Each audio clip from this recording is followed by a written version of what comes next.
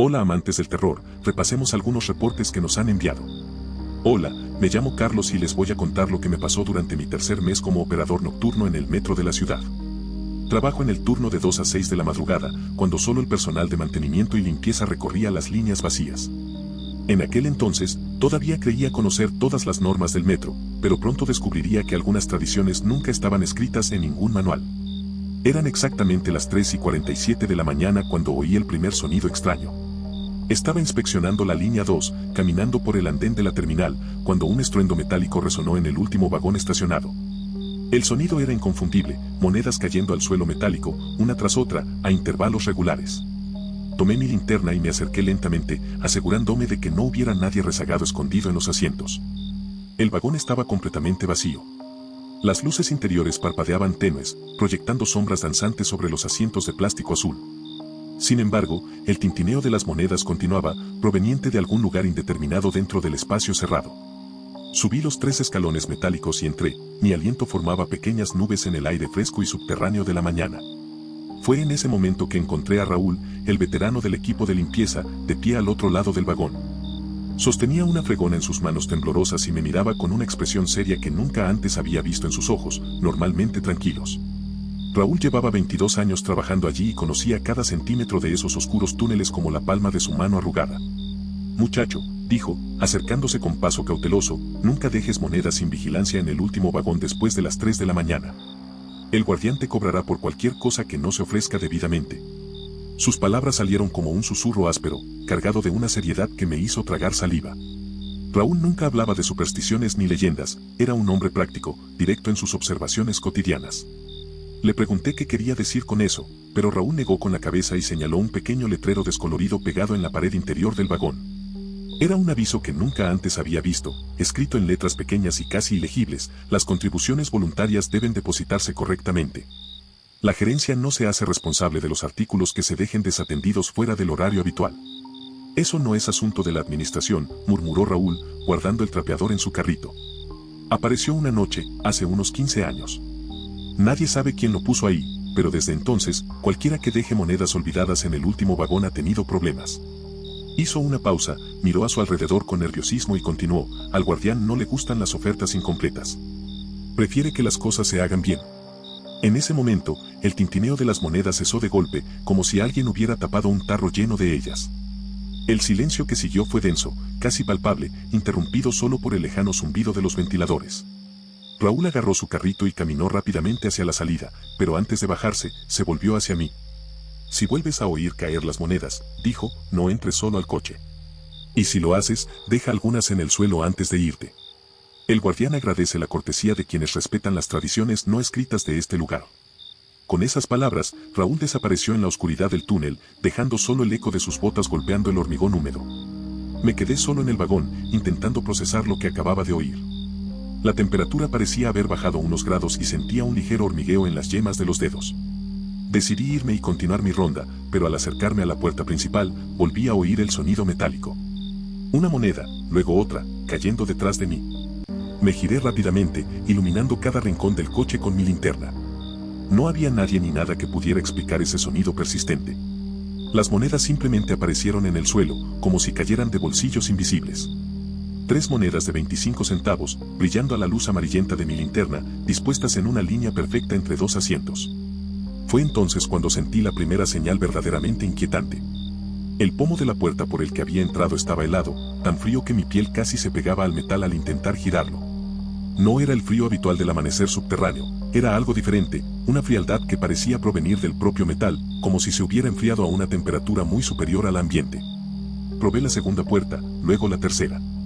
Todas las manijas estaban en el mismo estado, congeladas sin explicación lógica. Mi respiración se aceleró, pequeñas nubes de vapor subían de mis labios mientras caminaba de una puerta a otra. El sonido de las monedas continuaba, ahora más frecuente, como si docenas de ellas cayeran simultáneamente en diferentes partes del coche. Cuando por fin logré girar uno de los pomos de la puerta, con la fuerza suficiente para sobreponerme al frío intenso, sentí algo más. Una presencia. No era visible ni audible más allá de las monedas, pero estaba allí, llenando el espacio a mi alrededor como una sombra densa. Miré por encima del hombro y vi una silueta alta e indefinida materializándose lentamente entre los asientos traseros del coche. La figura no tenía rasgos distintivos, simplemente una forma humanoide oscura que parecía absorber la luz en lugar de reflejarla. Se movía con deliberada lentitud, deslizándose entre los bancos sin emitir más ruido que el constante tintineo de las monedas. Al levantar lo que parecía un brazo, las 3 puertas del vagón se cerraron simultáneamente con un último clic metálico. Estaba atrapado. La temperatura bajó aún más, y ahora podía ver mi propio aliento formando cristales de hielo en el aire. La figura seguía acercándose, y me di cuenta de que no caminaba, sino que flotaba a pocos centímetros del suelo metálico. Sus manos, si es que a esas sombras se les podía llamar manos, se extendieron hacia mí, y sentí un peso invisible oprimiéndome el pecho. Recordando las palabras de Raúl, metí la mano en el bolsillo y saqué todas mis monedas. Eran 7 en total, incluyendo 2 de un real que guardaba para emergencias. Las coloqué con cuidado en el suelo, formando un pequeño círculo cerca de mis pies, y susurré una palabra que no recuerdo de dónde salió: lo siento. La presencia se detuvo al instante. Las puertas se abrieron con un suave suspiro neumático y la temperatura volvió a la normalidad en cuestión de segundos. La figura sombría se disipó como humo, dejando solo el eco lejano de su movimiento entre los asientos vacíos. Salí corriendo del coche, con el corazón latiéndome tan fuerte que podía oír su eco en las paredes del túnel. Al día siguiente, les conté a otros empleados veteranos lo sucedido. Algunos rieron, otros asintieron con compasión. Descubrí que historias similares habían circulado durante décadas entre quienes trabajaban en las horas más tranquilas de la noche subterránea. Marcos, un electricista jubilado, me contó que el guardián aparecía cada vez que alguien faltaba al respeto a las tradiciones no escritas del metro. También supe que las cámaras de seguridad de ese vagón en particular sufrían interferencias constantes entre las 3 y las 4 de la madrugada, generando únicamente estática y sombras borrosas. Los informes técnicos atribuyeron sistemáticamente el problema a un cableado eléctrico defectuoso, pero nunca lograron determinar la fuente exacta de la interferencia electrónica. Regresé a esa zona varias veces durante los meses siguientes, siempre con algunas monedas extra en el bolsillo. Nunca volví a oír el ruido metálico ni a sentir la presencia sombría, pero de vez en cuando encontraba monedas esparcidas por el suelo del último vagón, dejadas por otros empleados que conocían las reglas no escritas de ese lugar subterráneo.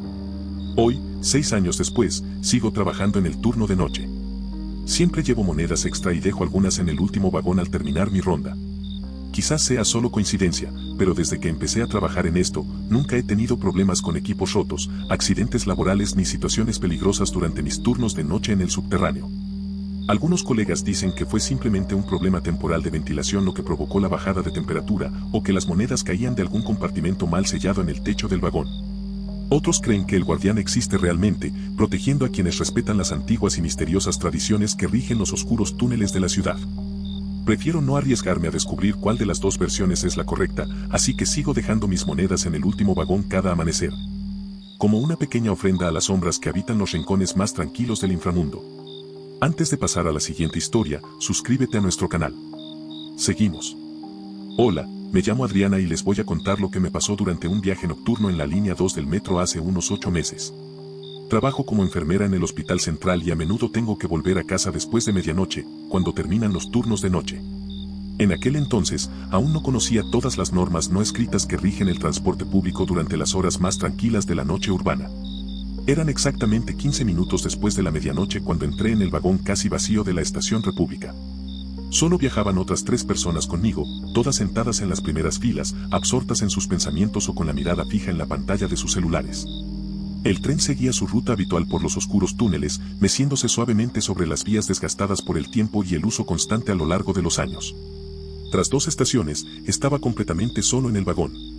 Los demás pasajeros habían bajado en sus respectivas paradas, dejándome solo el eco de sus pasos y el zumbido eléctrico de los motores para acompañarme durante el resto del viaje subterráneo. Fue en ese momento de absoluta soledad que noté algo extraño reflejado en las oscuras ventanas del último vagón del tren. A través del cristal que separaba mi vagón del siguiente, podía ver claramente los asientos vacíos y las tenues luces que parpadeaban ocasionalmente. Sin embargo, había algo más, una sombra difusa que se movía entre los asientos, aunque el espacio parecía completamente vacío. Al principio, pensé que era solo un efecto de la luz causado por los destellos de las farolas del exterior. Sin embargo, a medida que el tren aminoraba la marcha para entrar en la siguiente estación, tuve tiempo suficiente para observar con más atención. La sombra no era causada por luces externas, se movía con intención propia, deslizándose entre los asientos como si fuera una persona caminando por el pasillo. Mi curiosidad se despertó y comencé a prestar más atención a este inexplicable fenómeno que se desarrollaba a solo unos metros de distancia. Fue entonces cuando vi un pequeño letrero descolorido pegado en la pared interior de mi vagón, cerca de la puerta que daba al último compartimento. El letrero estaba parcialmente cubierto por pegatinas viejas y grafitis, pero pude leer las palabras impresas en letras pequeñas y amarillentas: pasajeros solos. Eviten el contacto visual directo con el último vagón después de medianoche. Esta es una medida de precaución implementada por la gerencia. Esa advertencia me causó una sensación extraña, un escalofrío que empezó en la base de la columna y me subió lentamente por el cuello. Nunca había visto una señal como esa en todos mis años usando el transporte público de la ciudad. Además, el texto parecía estar impreso con una fuente distinta a la de las señales oficiales, como si alguien hubiera añadido esa advertencia sin autorización formal. Aún así, o quizás precisamente por eso, sentí una atracción irresistible por mirar directamente a través de la puerta de cristal que separaba los dos vagones. Era como si la prohibición hubiera despertado una curiosidad morbosa que no podía controlar. Me levanté del asiento y caminé lentamente hacia la mampara, mientras mis pasos resonaban en el espacio vacío que me rodeaba. Al acercarme a la puerta de cristal, empecé a oír algo que al principio confundí con el ruido normal del tren sobre las vías. Era un susurro bajo y constante, como si varias personas hablaran en voz baja en el vagón contiguo. El sonido estaba amortiguado por el cristal y el ruido mecánico, pero sin duda provenía del último compartimento del tren. Los susurros parecían formar palabras, aunque no podía distinguir con claridad lo que decían. Era como escuchar una conversación en un idioma desconocido, donde captas el ritmo y la entonación, pero no entiendes el significado. A veces sentía que alguien me llamaba, pero al escuchar con atención, el sonido se desvanecía en murmullos indistintos. Al acercarme a la mampara de cristal, la temperatura a mi alrededor empezó a bajar notablemente. Un aire gélido se filtraba por los estrechos espacios entre las puertas, trayendo consigo un olor extraño que recordaba a metal oxidado y flores marchitas. Mi aliento empezó a formar pequeñas nubes de vapor, algo completamente inusual considerando que el sistema de aire acondicionado del metro mantiene una temperatura constante en todos los vagones. El frío se intensificó al apoyar la mano en la puerta de cristal. La superficie estaba tan helada como si la hubieran enfriado en un congelador industrial, y al retirar la palma, dejé una marca de condensación que se formó al instante. Al mismo tiempo, los susurros se hicieron más fuertes, más apremiantes, como si las voces invisibles intentaran alertarme de algo importante. En ese momento, tuve la oportunidad de tomar una decisión sensata y regresar a mi asiento, prestando atención a la advertencia del misterioso cartel.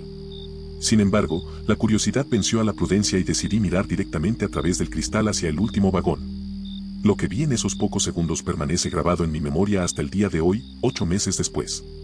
El vagón no estaba tan vacío como pensé al principio.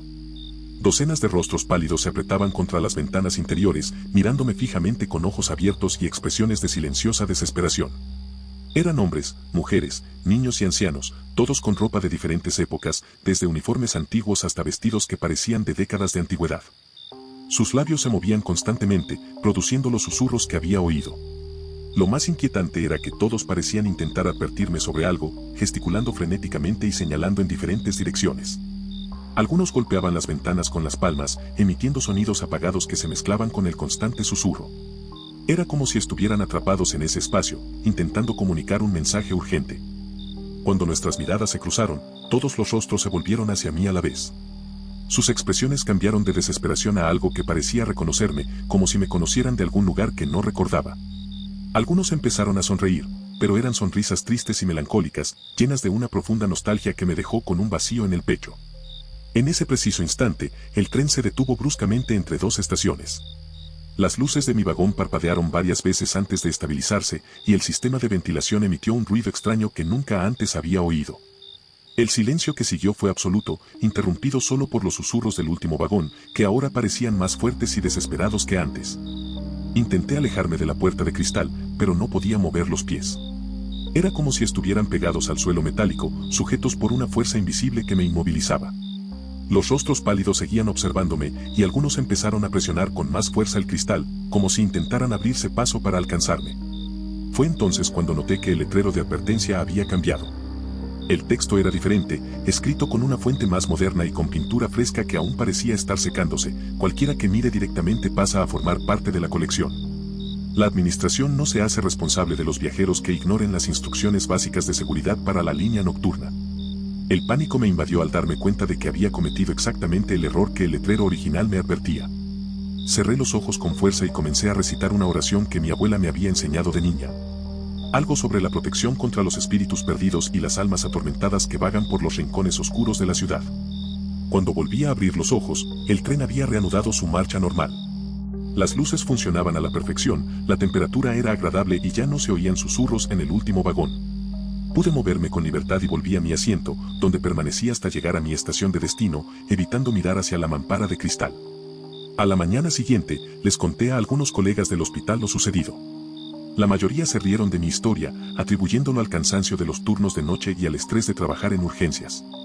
Sin embargo, una enfermera mayor, que llevaba más de 30 años trabajando allí, me llevó aparte y me contó información inquietante sobre el asunto.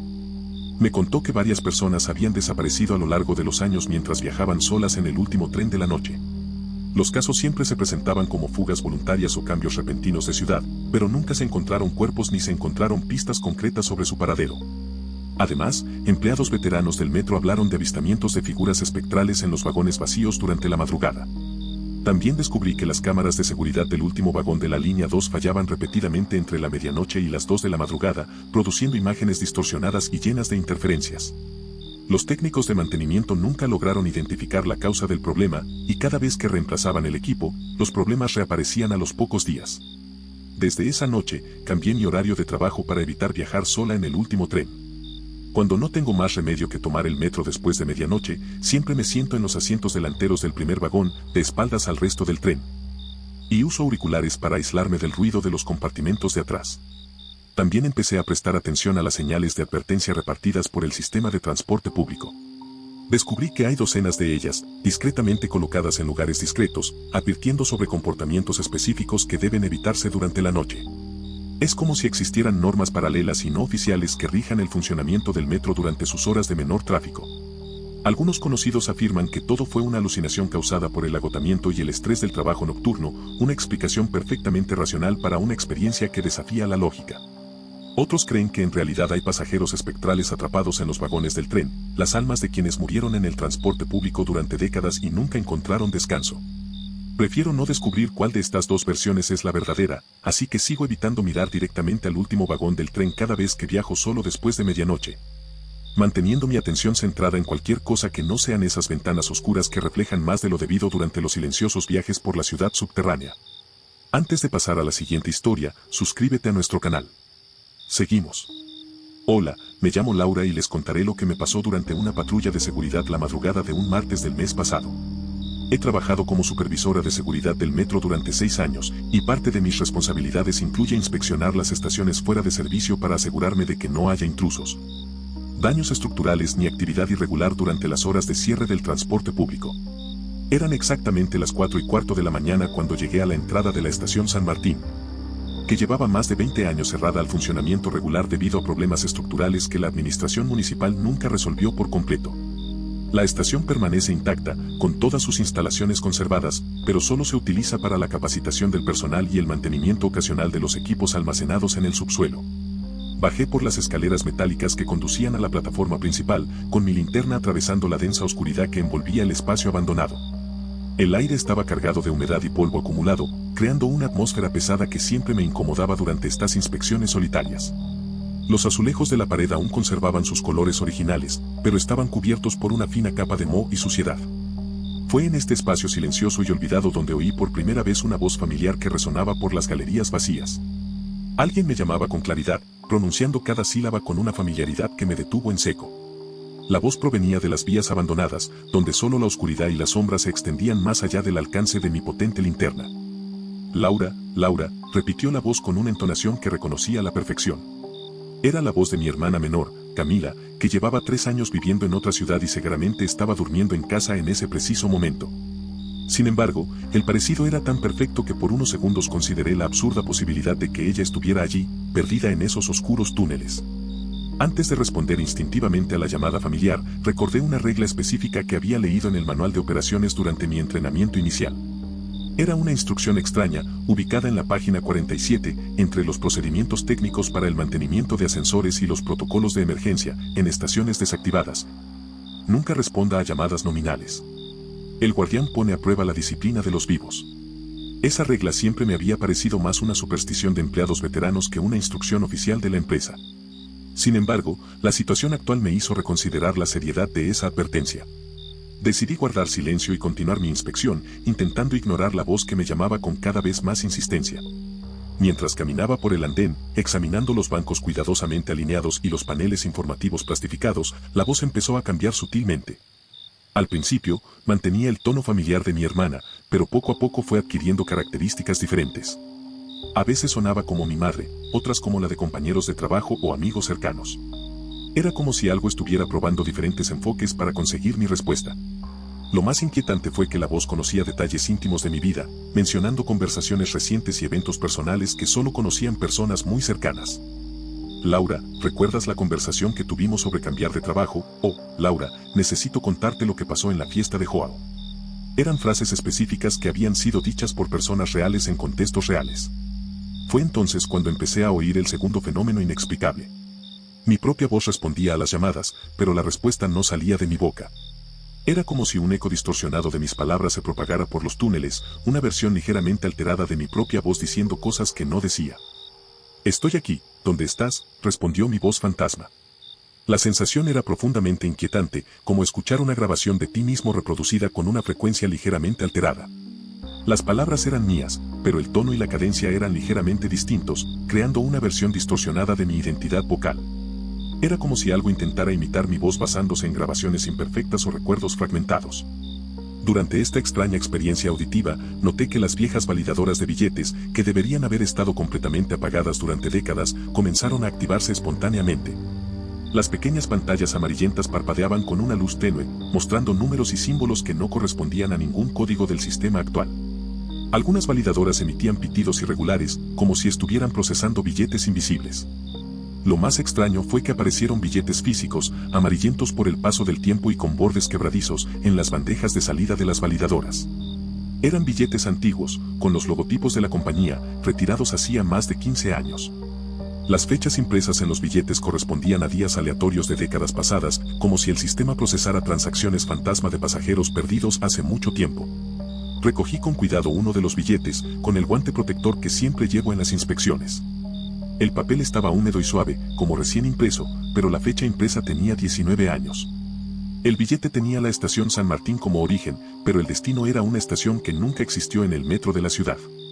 Mientras examinaba este artefacto imposible, las luces del andén comenzaron a encenderse en una secuencia deliberada y controlada. Una a una, las viejas bombillas fluorescentes se iluminaron, creando un corredor de luz que se extendía desde la entrada principal hasta el extremo opuesto del andén. La secuencia era lenta e hipnótica, como si algo guiara mi atención en una dirección específica. Al final de este pasillo iluminado, una figura sombría se materializó gradualmente. No era una silueta humana común, sino una forma alargada e indefinida que parecía flotar a pocos centímetros de la superficie de la plataforma. La figura se movía con deliberada lentitud, deslizándose entre los pilares y acercándose a mi posición con una inevitabilidad que me produjo escalofríos. Al acercarse la presencia, me di cuenta de que caminaba con precisión sobre las vías abandonadas, pisando las traviesas de madera con una precisión que sugería una completa familiaridad con el entorno. Sus pasos no emitían ningún sonido audible, pero pude sentir una sutil vibración en el suelo metálico del andén, como si algo pesado se moviera cerca. La temperatura a mi alrededor descendió drásticamente, y mi aliento empezó a formar nubes de vapor visibles en el aire gélido. El frío era tan intenso que mis dedos se entumecieron en segundos, lo que me dificultaba sujetar bien la linterna y el equipo de seguridad. Era un frío que parecía emanar de la propia figura sombría, irradiando como ondas invisibles. En ese momento crítico, recordé de nuevo la regla del manual de no responder a las llamadas vocales. La frase, el guardián pone a prueba la disciplina de los vivos, adquirió un significado completamente nuevo al observar a esta entidad sobrenatural acercándose con determinación implacable. Comprendí que mi respuesta a las llamadas vocales había sido el error que desencadenó toda esta secuencia de sucesos perturbadores. La figura se detuvo a pocos metros de distancia, y durante unos segundos que parecieron eternos, nos quedamos inmóviles, observándonos a través de la neblina creada por la extrema diferencia de temperatura. Entonces, con una claridad que me atravesó como una cuchilla de hielo, oí mi propia voz proveniente de la figura sombría. ¿Por qué no respondiste cuando te llamé? Era mi voz, pero pronunciaba palabras que jamás pronunciaría, cargadas de profunda melancolía y un resentimiento palpable. La pregunta resonó por los túneles vacíos, multiplicándose en capas de sonido que crearon una cacofonía fantasmal de mi propia identidad vocal. Sentí como si me enfrentara a una versión distorsionada de mí misma, una Laura alternativa que había tomado decisiones diferentes. Guardé silencio, recordando las instrucciones del manual y resistiendo el impulso natural de responder a la pregunta directa.